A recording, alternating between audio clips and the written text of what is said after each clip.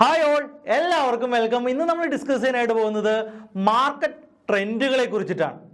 നമുക്ക് സിമ്പിളായിട്ട് പറഞ്ഞാൽ അപ് ട്രെൻഡും ഡൗൺ ട്രെൻഡും ഉണ്ടെന്നറിയാം.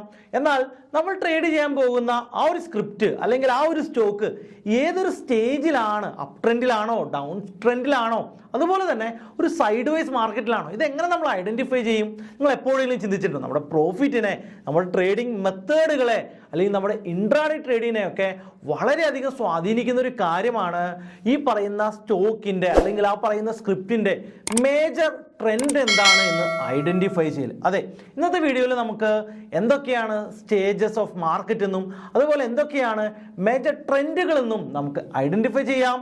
സോ ഞാൻ സുനിൽ മത്തായി, എല്ലാവർക്കും ഒരിക്കൽ കൂടി നമ്മുടെ യൂട്യൂബ് ചാനലിലോട്ട് വെൽക്കം. മാർക്കറ്റ് ട്രെൻഡുകളെ കുറിച്ച് പറയുമ്പോൾ നമുക്ക് ആദ്യം പറയേണ്ട ഒരു കാര്യമുണ്ട്. നമ്മൾ ഈ കാണുന്ന ഓരോ ക്യാൻഡിലുകളും ആരും അവിടെ വരച്ചു വെക്കുന്നതല്ല, മറിച്ച് എന്താണ് സംഭവിക്കുന്നത്? ആ ടൈം ഫ്രെയിമിൽ ട്രേഡ് ചെയ്യുന്ന അല്ലെങ്കിൽ ബൈയും സെല്ലും ചെയ്യുന്ന ആളുകളുടെ ഇമോഷനാണ് നമുക്ക് എന്ത് കാണുന്നത്? ആ ഒരു ക്യാൻഡിലായിട്ട് കാണുന്നത്. അതായത് ഒരു ലോങ് ടൈം പേഴ്സ്പെക്റ്റീവിൽ നമ്മളൊരു ചാർട്ട് എടുക്കുകയാണെങ്കിൽ ഈ പറയുന്ന ഒരു ദിവസത്തെ മൂവ്മെൻറ്റിൽ ആ സ്ക്രിപ്റ്റിൽ ട്രേഡ് ചെയ്തിരിക്കുന്ന ആൾക്കാരുടെ ഇമോഷൻസ് ആണ് നമ്മൾ ചാർട്ടിലൂടെ കാണുന്നത്. നമ്മൾ എന്തുകൊണ്ട് ബുള്ളിഷ് എന്നും എന്തുകൊണ്ട് ബീറിഷ് എന്നും പറയുന്നത് എന്തുകൊണ്ടാണ്? നമ്മൾ ബുള്ളെന്ന് പറയുന്ന ആ ഒരു കാള എന്താണ് ചെയ്യുന്നത്? കുത്തി മുകളിലോട്ട് കയറ്റി വിടുക, അല്ലെ? തലകൊണ്ട് ഇങ്ങനെ കുത്തി കയറ്റി വിടുകയാണ്. അതുകൊണ്ടാണ് നമ്മൾ ഒരു ഗ്രീനിനെ അല്ലെങ്കിൽ ഒരു അപ് ട്രെൻഡിനെ ഒരു ബുള്ളിഷ് ട്രെൻഡ് എന്നൊക്കെ നമ്മൾ വിളിക്കുന്നത്. ഒരു ഡൗൺ ട്രെൻഡിനെ നമ്മൾ ബീർ എന്നാണ് വിളിക്കുന്നത്. ബീർ എന്താ ചെയ്യുന്നത്?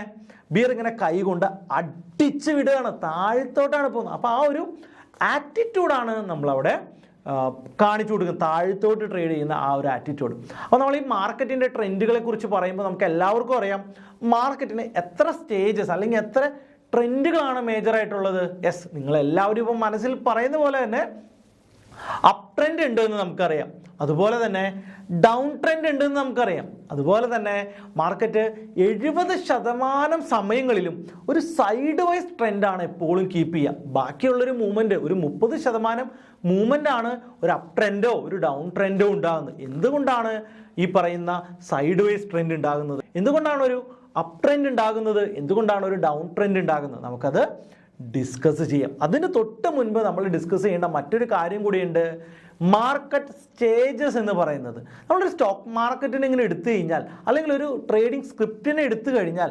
പ്രധാനമായിട്ടും 4 സ്റ്റേജസ് ആണ് നമുക്ക് ഐഡൻറ്റിഫൈ ചെയ്യാനായിട്ട് പറ്റുന്നത്. അത് ആക്ച്വലി മാർക്കറ്റിൻ്റെ സ്റ്റേജസിനേക്കാൾ ഉപരി അവിടെ ട്രേഡ് ചെയ്യുന്ന അല്ലെങ്കിൽ നമ്മളെപ്പോലെയുള്ള ഹ്യൂമൻസിൻ്റെ ഒരു ഇമോഷനാണ് ആക്ച്വലി ഈ പറയുന്ന 4 സ്റ്റേജസ്. ആദ്യത്തെ സ്റ്റേജ് എന്ന് നമ്മൾ സിമ്പിളായിട്ട് പറയുന്നത് ഒരു അക്യുമുലേഷൻ സ്റ്റേജാണ്. ഈ അക്യുമുലേഷൻ സ്റ്റേജ് നമ്മൾ സംസാരിക്കുമ്പോൾ മാർക്കറ്റിൽ ആരെല്ലാമാണ് ട്രേഡ് ചെയ്യുന്നത് എന്ന് നമ്മൾ മനസ്സിലാക്കണം, അല്ലേ? FIAസും നമ്മളെപ്പോലുള്ള റീറ്റെയിലേഴ്സും ബിഗ് പ്ലേയേഴ്സും എല്ലാം അരങ്ങ് വാഴുന്ന ഒരിടമാണ് ഈ പറയുന്ന സ്റ്റോക്ക് മാർക്കറ്റ്. ഇവിടെ ഈ അക്യുമുലേഷൻ സ്റ്റേജ് എന്ന് പറഞ്ഞാൽ ഒരു സൈഡ് വൈസ് ട്രെൻഡ് ആയിരിക്കും എപ്പോഴും കീപ്പ് ചെയ്യുക. ഈ പറയുന്ന ഇൻസ്റ്റിറ്റ്യൂഷൻസിനും FIAസിനും ഒന്നിച്ച് അവരുടെ പൈസ അവിടെ ട്രേഡ് ചെയ്യുന്നതിന് പകരം എന്ത് ചെയ്യും?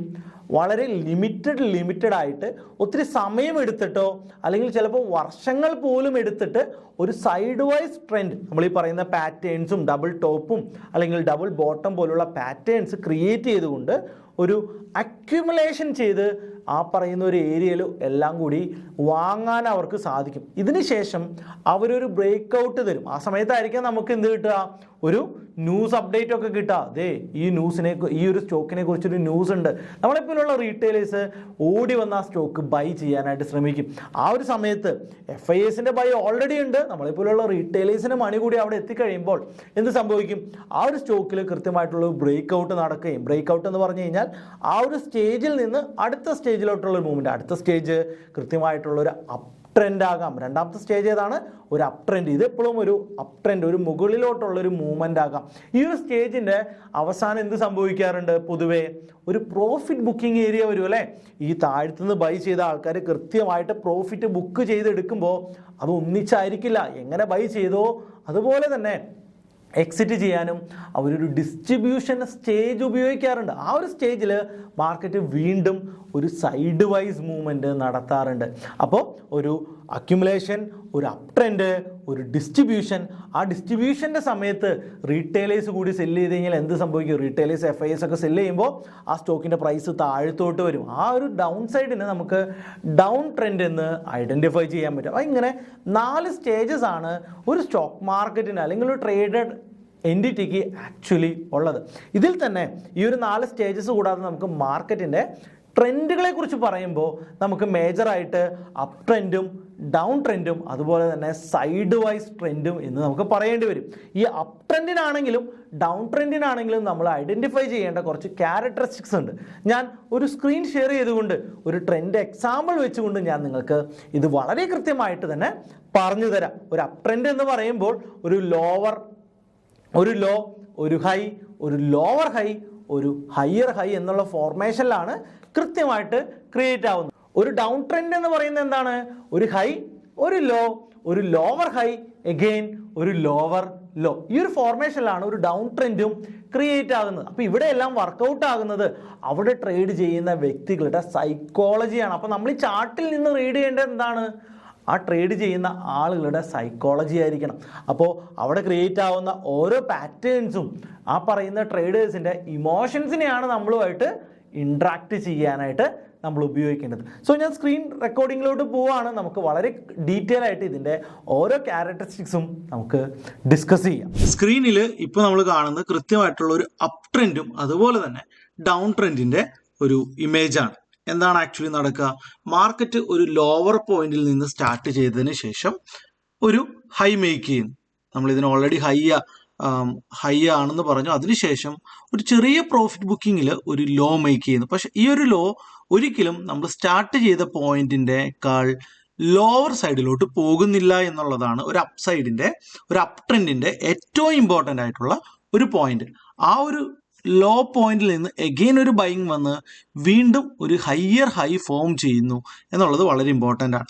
അതിനുശേഷം വീണ്ടും ഒരു പ്രോഫിറ്റ് ബുക്കിംഗ്, ഒരു ലോ ഫോം ചെയ്യുന്നു. ഇങ്ങനെ വളരെ കൃത്യമായിട്ടുള്ളൊരു ഹയർ ഹൈ മേക്ക് ചെയ്ത് പോകുന്ന ഒരു ട്രെൻഡിനെയാണ് നമ്മൾ അപ് ട്രെൻഡ് എന്ന് നമ്മൾ പറയുന്നത്. അതുപോലെ തന്നെ ഒരു ഡൗൺ ട്രെൻഡിൽ കണ്ടിന്യൂസ് ആയിട്ടുള്ള ലോവർ ലോസ് ആണ് മേക്ക് ചെയ്യുന്നത്.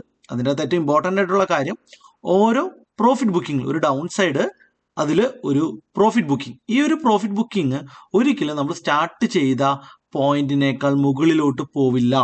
അതാണ് ഒരു ഡൗൺ ട്രെൻഡിൻ്റെ ഏറ്റവും സിമ്പിൾ ആയിട്ടുള്ള കാര്യം. ഒരു അപ് ട്രെൻഡിന് നമുക്ക് ഡൗൺ സൈഡിൽ ലോകളെ തമ്മിൽ കണക്ട് ചെയ്തുകൊണ്ട് ഒരു ട്രെൻഡ് ലൈൻ വരയ്ക്കാൻ പറ്റും എന്നതുപോലെ തന്നെ ഒരു ഡൗൺ സൈഡിന് അപ്പർ ലൈനുകളെ കണക്ട് ചെയ്തുകൊണ്ട് ഒരു ട്രെൻഡ് ലൈൻ താഴത്തോട്ടും നമുക്ക് വരയ്ക്കാനായിട്ട് സാധിക്കും. നമുക്കൊരു ലൈവ് മാർക്കറ്റ് എക്സാമ്പിൾ നോക്കുകയാണെങ്കിൽ, ഇന്ന് ഈ ഒരു വീഡിയോ ഷൂട്ട് ചെയ്യുന്ന 3 മാർച്ചിൽ, അതായത് ഇന്നത്തെ ദിവസം മാർക്കറ്റിൽ ഒരു അപ് ട്രെൻഡ്, വളരെ ക്ലിയർ ആയിട്ടുള്ള ഒരു അപ് ട്രെൻഡ് മോർണിംഗ് സെക്ഷനിൽ ഉണ്ടായിട്ടുണ്ട്.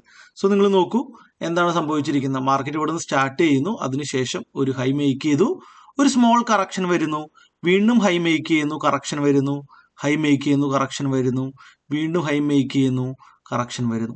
അപ്പോൾ എപ്പോഴാണ് ഈ ഒരു അപ് ട്രെൻഡ്, കൃത്യമായിട്ടുള്ള ഒരു അപ് ട്രെൻഡാണ് നമുക്ക് 1 മിനിറ്റ് ക്യാൻഡിലിൽ കാണാൻ പറ്റുന്നത്. എപ്പോഴാണ് ഈ ഒരു അപ് ട്രെൻഡ് തീരുന്നത് എന്ന് ചോദിച്ചു കഴിഞ്ഞാൽ, എപ്പോഴാണോ മാർക്കറ്റ് ഏതെങ്കിലും ഒരു ലോ ബ്രേക്ക് ചെയ്യുന്നത്, അതായത് ഏതെങ്കിലും ഒരു സിംഗ് ലോ ബ്രേക്ക് ചെയ്ത് ഹയർ ഹൈ ഫോർമേഷൻ എന്ന് പറയുന്ന ഒരു ഫോർമേഷൻ എപ്പോഴാണോ ബ്രേക്ക് ചെയ്യുന്നത്, അപ്പോൾ നമുക്ക് ആ ഒരു അപ് ട്രെൻഡ് സ്ട്രക്ചർ കഴിഞ്ഞു എന്ന് നമുക്ക് പറയാനായിട്ട് പറ്റും. ഇവിടെ നോക്കൂ, കൃത്യമായിട്ട് നമുക്ക് വേണമെങ്കിൽ ഇതൊരു പ്രോഫിറ്റ് ബുക്കിംഗ് ഏരിയ ആണ്, അല്ലെങ്കിൽ ഒരു സൈഡ് വൈസ് മാർക്കറ്റ് ആണ് എന്ന് നമുക്ക് നോട്ട് ചെയ്യാൻ പറ്റും. എങ്ങനെയാണ് ഒരു ഡൗൺ ട്രെൻഡ് നമുക്ക് തലേ ദിവസത്തെ, തൊട്ട് മുമ്പലത്തെ ദിവസത്തെ മാർക്കറ്റ് നമുക്കൊന്ന് ചെക്ക് ചെയ്യാം.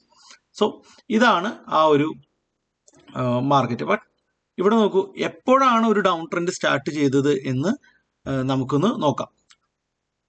ഒരു ഹൈ, ദെൻ ഒരു ലോ, അല്ലേ, ഒരു ഹൈ, ഒരു ലോ, ദെൻ ഒരു പ്രോഫിറ്റ് ബുക്കിംഗ്, ദെൻ എഗെയിൻ ഒരു ലോ, എഗെയിൻ ഒരു small up side, again down side. ഇങ്ങനെ വളരെ കൃത്യമായിട്ട് ഒരു ലോവർ ലോ ക്രിയേറ്റ് ചെയ്തുകൊണ്ടാണ് ഒരു ഡൗൺ ട്രെൻഡ് എപ്പോഴും മേക്ക് ചെയ്യുന്നത്. അപ്പോൾ മാർക്കറ്റിൽ നമുക്ക് എപ്പോഴും കാണാൻ പറ്റുന്ന 2 ട്രെൻഡുകൾ തന്നെയാണ്, ഒന്ന് ഡൗൺ ട്രെൻഡും ഒന്ന് അപ്പ് ട്രെൻഡ് ഇത് കൃത്യമായിട്ട് ഐഡന്റിഫൈ ചെയ്ത് ഓരോ പ്രോഫിറ്റ് ബുക്കിങ്ങിലെ കൃത്യമായിട്ടുള്ള കറക്ഷനിൽ എൻട്രി ചെയ്യാൻ ശ്രമിക്കണം. ഡൗൺ ട്രെൻഡ് ആണെങ്കിൽ നമ്മൾ ഇവിടെ എൻട്രി എടുത്ത് കൃത്യമായിട്ടൊരു ലോവർ പോയിന്റിൽ എക്സിറ്റ് ചെയ്യാനായിട്ട് ശ്രമിക്കുക. അല്ലെങ്കിൽ എപ്പോഴാണോ ഈ ഒരു സ്ട്രക്ചർ ബ്രേക്ക് ചെയ്യുന്നത് ആ സമയത്ത് എക്സിറ്റ് അടിക്കാനായിട്ട് ശ്രമിക്കുക. നമുക്ക് വളരെ മികച്ച പ്രോഫിറ്റ്സ് ആയിരിക്കും ഇത്തരത്തിലുള്ള ഒരു മേജർ ട്രെൻഡിൽ പാർട്ടിസിപ്പേറ്റ് ചെയ്യാൻ പറ്റിക്കഴിഞ്ഞാൽ മാർക്കറ്റ് നമുക്ക് തരുന്നത്. എന്താണ് അപ് ട്രെൻഡ് എന്നും എന്താണ് ഡൗൺ ട്രെൻഡ് എന്നും എന്താണ് സൈഡ് വേസ് ട്രെൻഡ് എന്നും വളരെ ക്ലിയർ ആയിട്ട് നമ്മൾ ഡിസ്കസ് ചെയ്ത് കഴിഞ്ഞിരിക്കുകയാണ്. അപ്പോൾ ഒരു കാര്യം കൂടി ഇതിൻ്റെ അകത്ത് ഞാൻ ആഡ് ചെയ്യാനായിട്ട് നിങ്ങൾക്ക് ഒരു നിർദ്ദേശം പോലെ പറയുകയാണ്. പലരും എപ്പോഴും റിപ്പീറ്റ് ചെയ്യുന്ന ഒരു മിസ്റ്റേക്ക് ഉണ്ട്. എന്താണ് 52 ഡേ ഹൈയിൽ വരുമ്പോൾ സെല്ല് ചെയ്യുക എന്നുള്ളത്. എന്നാൽ അത് അങ്ങനെയല്ല. എന്താ സംഭവിക്കുക? മാർക്കറ്റ് എപ്പോഴും ഹയർ ഹൈസ് ബ്രേക്ക് ചെയ്ത് പുതിയ ഹൈ ക്രിയേറ്റ് ചെയ്തിട്ടാണ് ഒരു മൊമെന്റം ക്രിയേറ്റ് വന്നിട്ടുണ്ടെങ്കിൽ, ഒരു മൊമെന്റം മാർക്കറ്റിലോട്ട് വന്നാൽ അല്ലെങ്കിൽ ഒരു സ്ക്രിപ്റ്റിലോട്ട് വന്നു കഴിഞ്ഞാൽ ഹയർ ഹൈസിന് ഇങ്ങനെ ബ്രേക്ക് ചെയ്ത് പുതിയ ഹയർ ഹൈസ് ക്രിയേറ്റ് ചെയ്തിട്ടാണ് മുകളിലോട്ട് പോവുക. അപ്പോൾ ആ ഒരു സമയത്ത് ഒരു മൊമെന്റം ആ സ്റ്റോക്കിൽ ഉണ്ടെങ്കിൽ നമുക്ക് ആ ഒരു സ്റ്റോക്കിനെ ബൈ ചെയ്യുന്നതാണ് ഏറ്റവും ബെസ്റ്റ്. 52 ഡേ ഹൈ ഒക്കെ ബ്രേക്ക് ചെയ്യുന്ന സമയത്ത് ആ ഒരു സ്റ്റോക്കിനെ ഹോൾഡ് ചെയ്യുന്നതാണ് ഏറ്റവും ബെസ്റ്റ് റിട്ടേൺ കിട്ടുന്ന ഒരു മെത്തേഡ് എന്ന് പറയുന്നത്. അപ്പോൾ ഉറപ്പായിട്ടും അടുത്തൊരു വീഡിയോയിൽ ഒരു അടിപൊളി ടോപ്പിക്കുമായിട്ട് ഞാൻ വീണ്ടും വരുന്നതാണ്. ഈ ഒരു വീഡിയോനെ കുറിച്ചിട്ടുള്ള എന്തെങ്കിലും ഡൗട്ട്സോ കമൻസോ ഉണ്ടെങ്കിൽ ഉറപ്പായിട്ടും നിങ്ങൾക്ക് താഴത്ത് കമൻറ്റ് ചെയ്യുക. ഈ ഒരു വീഡിയോ നിങ്ങൾക്ക് ഇഷ്ടപ്പെട്ടുവെങ്കിൽ ഉറപ്പായിട്ടും നിങ്ങൾ ഈ വീഡിയോ മറ്റുള്ളവരിലോട്ട് ഷെയർ ചെയ്യുക. നമ്മുടെ യൂട്യൂബ് ചാനൽ നിങ്ങൾ സബ്സ്ക്രൈബ് ചെയ്യാനും മറന്നു പോകരുത്. Good bye.